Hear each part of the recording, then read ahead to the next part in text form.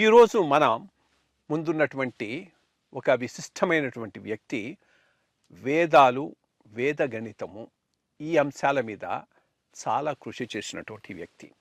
ఈయన ఒక రకంగా బహుముఖ ప్రజ్ఞాశాలి అని చెప్పుకోవచ్చు. రేమళ్ళ వెంకట సూర్య సుబ్బ అవధాన్లు గారు, RVSS అవధాన్లు గారు. నమస్కారం అవధాన్లు గారు. నమస్కారం అండి. వీళ్ళు రావణాసుడు తీసి వెళ్ళిపోయినప్పుడు సీతాదేవిని అపహరించినప్పుడు శ్రీరాముడు ఎంతలా దుఃఖించాడో అని చెబుతూ ఆయన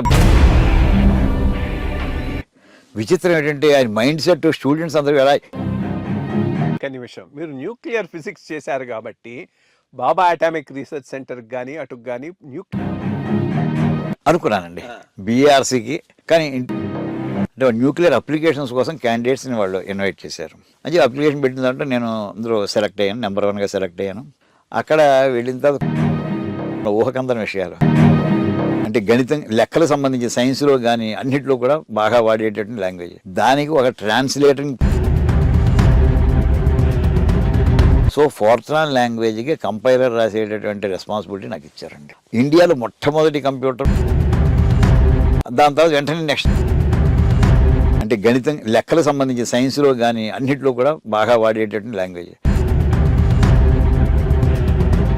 ట్రాన్స్లేటర్ ఏమంటారంటే ఈ రకంగా ఉండేటటువంటి దాన్ని మనం తెలుగు అక్షరాలు ఎందుకు పెట్టకూడదు అని చెప్పి అప్పుడు మేము ప్రారంభించాం. అందుకు తెలుగు అక్షరాలని కోసమని ఒక చేసి దాని ప్రింటర్లో తెలుగు ఇంగ్లీష్ చిప్ తీసేసి తెలుగు చిప్ పెట్టి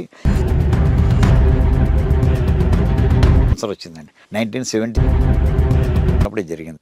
అయితే ఇలా 1-2 లాంగ్వేజ్ కాదు, ఆల్ ఇండియా ఎక్స్పోజర్ రావాలి దీనికి. అంటే ఒక ఆల్ ఇండియా లెవెల్లో ఒక సెమినార్ కండక్ట్ చేయమన్నారు.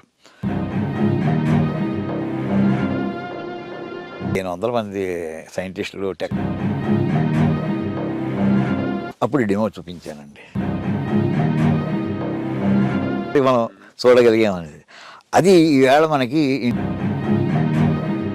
ఏమండి. అక్కడ నిమ్స్కి వచ్చే రోజు ఏంటంటే ఆవిడ ఒక్క కంప్యూటర్ లేదండి. దాంతో ఒక కంప్యూటర్ వచ్చిందండి, 2 అక్కడి నుంచి స్టార్ట్ చేసి దాని పేరోల్ ప్రోగ్రామ్.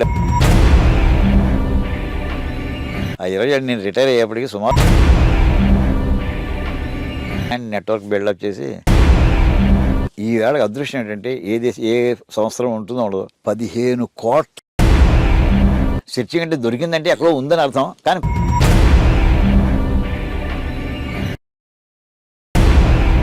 ఇది అంటే ప్రాచీనం అంటే ఏమిటి, అందులో ఏదో విషయం ఏదో ఉండాలి. ఇప్పుడు కంప్యూటర్ వచ్చిందని గూగుల్ ద్వారా అందులో ట్రాన్స్లేషన్ అని ఒక సిస్టమ్ ఉంది. దాని ద్వారా పెడితే అది మొత్తం ఇది మనకి 2 పల్లవుల కాలం నాటి ఈవేళ ఆర్టిఫిషియల్ ఇంటెలిజెన్స్, డీప్ లెర్నింగ్ అని ఒకటి ఉంటుంది.